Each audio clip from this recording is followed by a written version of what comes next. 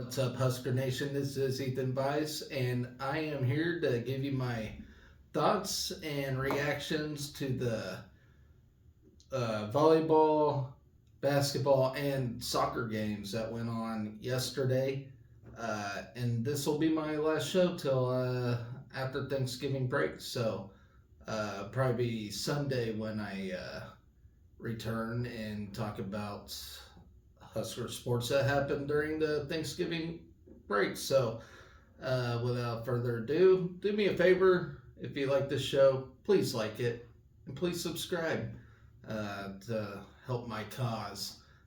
Anyway, so let's get the bad one out of the way. Let's talk about that basketball game, which of course I hardly seen any of it because I had that on my small screen. I had the soccer game on the big screen, so I couldn't really pay attention to it. But here's some notes that I got from the athletics website. Alexis Markowski scored a game high of 24 points, and Darian White notched her first Husker double-double, but a big first quarter was enough to propel number 22 Creighton to a 79-74 win over the Huskers. So a disappointing loss to a rival. It's not a bad loss, though. This basketball team will easily bounce back. Knowing Coach Amy Williams, she'll get them back on the right track. It's hard to win a rivalry game, whether you play at home or away. It's always tough. And Creighton's a tough, good team, so nothing to hang your head on. Just gotta keep trucking, I suppose. Anyway, so with that in mind, we suffered our first loss of the season while playing in front of more than 6,600 fans at Pinnacle Bank Arena, while Creighton improved to 3-1, which we lost our first game. In a tight contest from start to finish, Creighton jumped out in front by hitting 8 of 13 three-pointers in the first quarter. Morgan Malley, who led Creighton with 23 points in the game, hit 4 threes in the opening period to finish with half of Creighton's 28 in the period. However, the Huskers stayed close with 10 points on 4 of 6 first quarter shooting from Markowski to trail 28-23 heading to the second period. Let's see. We made adjustments in, the rest of the way and held Creighton to just 1 of 15 from long range over the next 30 minutes. However, after going 1 for 2 from beyond the arc in the opening quarter, we just finished 3 for 21. So that's not good, to say the least. 3 for 21. Wow. We must have had a lot of jitters that night, too. I mean, jitters will come in a rivalry game like this, I mean, it'll happen.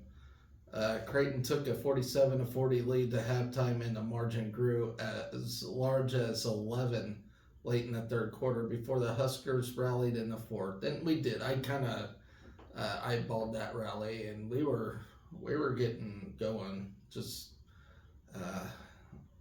allowed too much to begin with.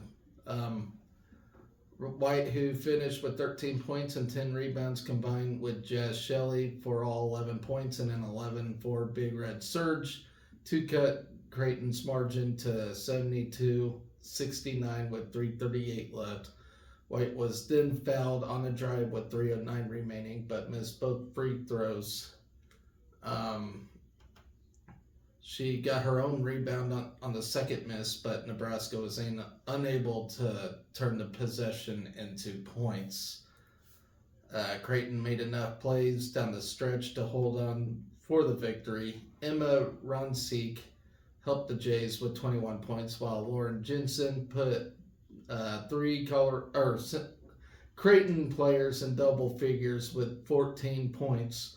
Mallory Brake contributed 8 points and a team-high 10 rebounds for Creighton.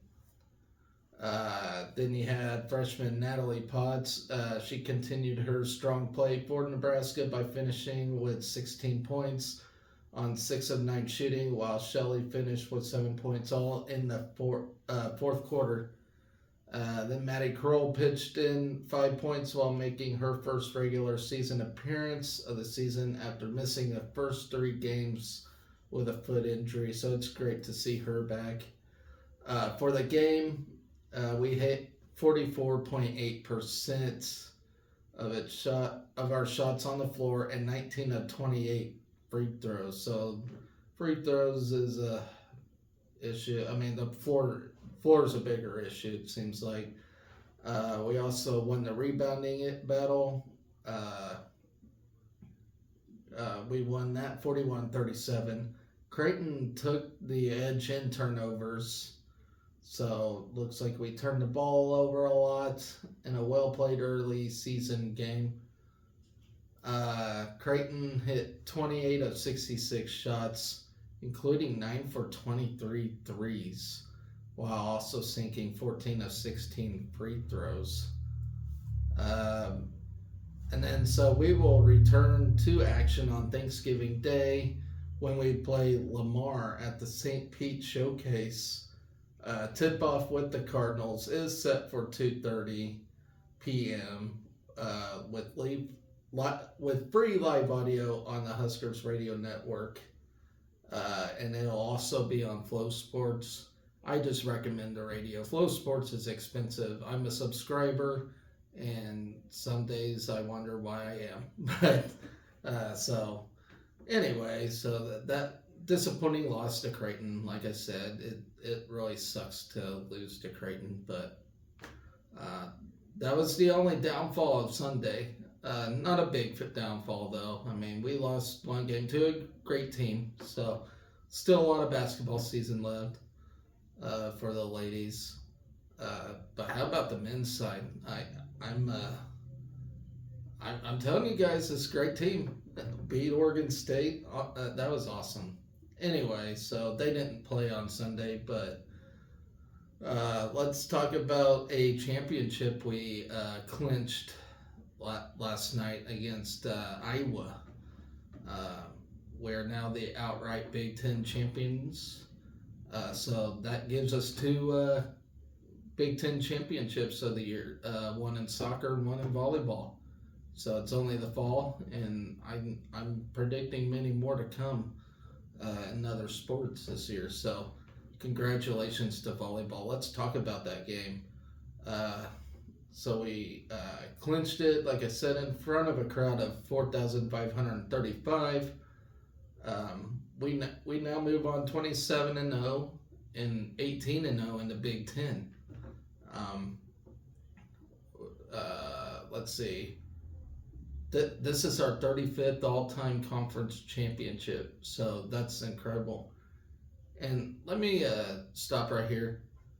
I actually like having just the season Big Ten titles versus the tournament. Like, I feel like there just needs to be one. I mean, I guess if you want to do one or the other, like have a season, seed the teams respectively, then have a tournament to crown a Big Ten champion instead of the season thing. I'm a big advocate for that. I feel like there just needs to be one champion, like one true champion. So I like how volleyball does it. Other volleyball conferences do play tournament games, so I don't know. To me, I feel like there just needs to be one champion. I really do. So I kind of like how Big Ten does it. But it is weird to me that the Big Ten don't have a tournament, though. You would think it would be something they'd want to do, but I don't know. I'm just a big advocate for one true champion, but I don't know. What do you guys think about that? So anyway, with 2 matches remaining in the regular season at Wisconsin on Friday and Minnesota on Saturday, We will have a 3-game lead in the conference standings, like I said. Um, so, yeah, we can really just screw around if we want to now. I mean, I still fully expect to go Wisconsin and probably get waxed, if I'm honest. But Wisconsin's also without that Anna Schreck. I would hope when we. Oh no, she'll probably come back when we go to Wisconsin. But that to me right there is one of Wisconsin's biggest downfalls this year is losing Anna Smrek. She was just a giant killer in that middle blocker position. Just incredible. She's ginormous and she blocks everything. So yeah, I mean, losing that one player did a big number on Wisconsin. Um, but yeah, I mean they still got really good players, but yeah, I don't know. I shouldn't complain. Um, maybe we won't get waxed, since they don't have. Or I don't know.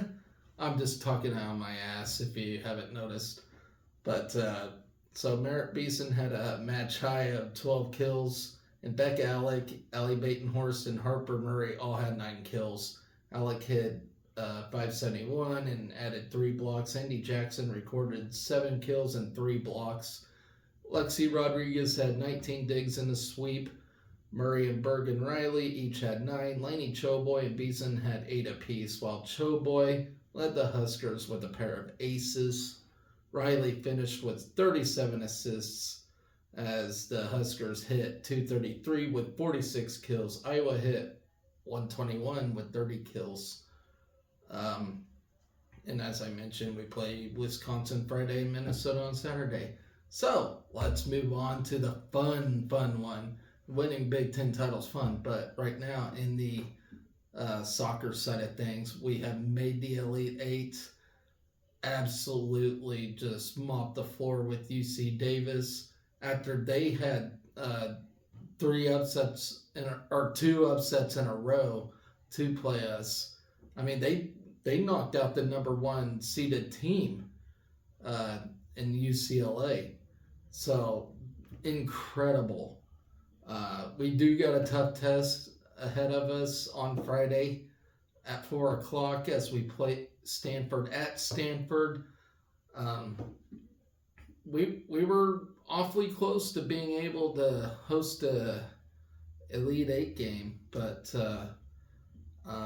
Mississippi State just couldn't get it done against Stanford, so we have to travel to Stanford. But you know what? I bet these girls are excited to play in some warmer weather now. That's for sure. I bet they're going to like that. And yeah, I can't believe it. And then Eleanor Dale, finally, I was anticipating it. I didn't think it was going to happen, but she, in the game against UC Davis, has tied the school record for goals and then beat it. She got 2 goals in this game. 28 goals of the season. That is a new school record. And that was previously set by, I gotta look her up now.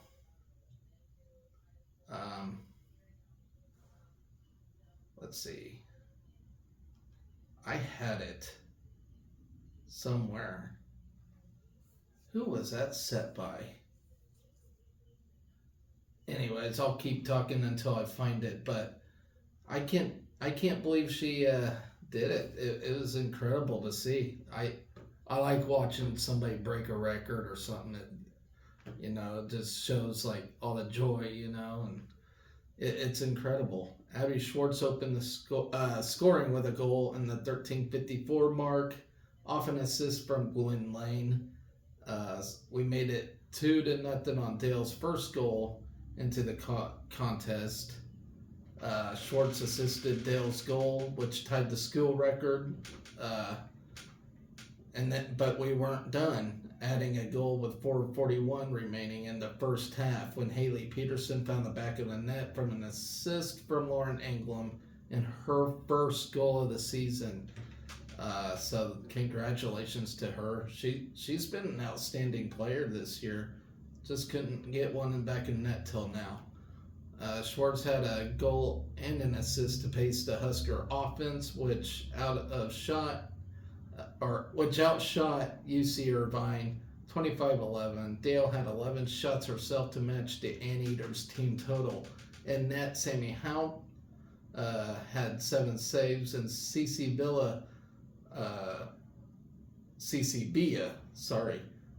stopped 1 shot as Nebraska posted its 7th shutout of the season. As I mentioned, UC Irvine has upset 2 teams to play us in the Sweet 16.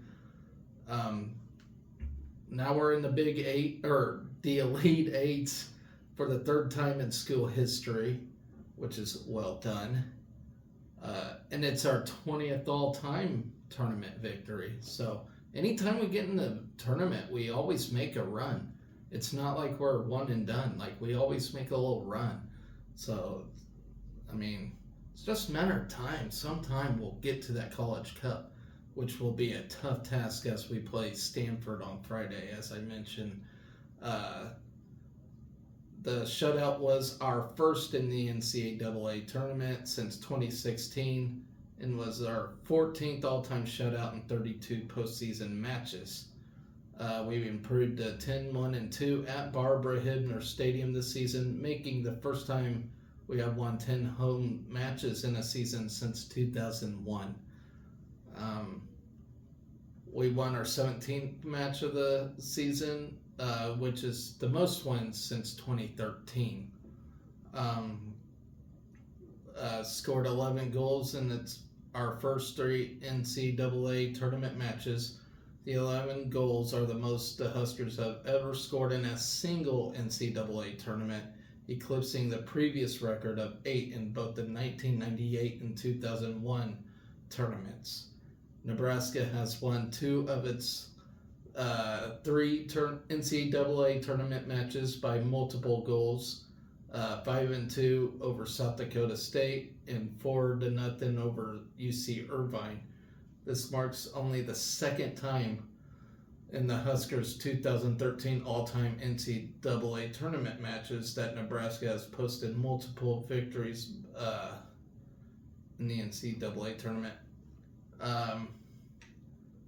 As I mentioned, Eleanor Dale scored her nation-leading 27th and 28th goals in the match to post her 11th multi-goal match of the season. With her 28 goals, she beat Kim Essinger's previous record. So that's who had it last. Kim Essinger from the 1998 season. So it's been that long. She held that record for that long. That's truly incredible. What an accomplishment. And I looked it up. The one that has the most goals ever in the NCAA is Mia Hamm. Do y'all remember her from the U.S. Women's Olympic team, Mia Hamm? I did not know that. I did know she played at North Carolina, but I didn't realize that she had the all-time goals. It was like 40-something, insane number. I don't think that'll ever get broke. 28's a lot, quite a bit. So with that, Dale's 2 goals increased her season total to 61 points. That ties Essinger's school record for most points in a season, as Essinger tallied 61 points in 1998 as well. So Eleanor Dale might not be done. She might break another record as we play Stanford. We'll see. Stanford's a great defensive team, for sure. Dale now ranks 3rd in Big Ten history in single-season goals with 28 and 6th in single-season points with 61. Dale's just the 4th player in Big Ten history to total 60 points in a season. Dale had 11 shots against UC Irvine, a school record for an NCAA tournament match. The previous record had been 10 shots by Lindsay Edelman against Minnesota in 1996. So there you have it, folks. Incredible soccer season. They actually surpassed what I thought they were going to do this year, and they're not done yet. As we play Stanford, and I'm a little worried about that game. They're 16-0-4 right now, so they haven't even lost a match yet this year. But this is our chance to play spoiler and get to our first Final Four. I will be so happy about that. But right now we're one of the lowest remaining seeds in this tournament. I think one ahead of us, and they're number 7. I can't remember the team. I think it's Memphis, but I'm not sure. But this will be my last show till I come back from my Thanksgiving vacation or whatever you want to call it. But let's talk about what's on tap for this week. Not a lot going on, really. So it might be a Sunday show. So we got men's basketball on Wednesday against Duquesne, women's basketball versus Lamar on Thursday, football versus Iowa on Friday, big game, bowl bid on the line. Let's get her done. Volleyball at Wisconsin. That ought to be a great game too, even though we really ain't got nothing on the line. I don't even think NCAA seeding really matters. I think we pretty much clinched a number 1 spot overall, no matter what happens in these last 2 games. I think we already showed that we're going to be like the top dog. So then women's basketball versus TCU on Saturday, as well as volleyball against Minnesota. And then on Sunday, men's basketball will play Cal State Fullerton. So not a lot going on this week. And people like me, I think, appreciate this break coming up. So I will see you guys this weekend, later this weekend. Go Big Red. And always remember to be excellent to each other.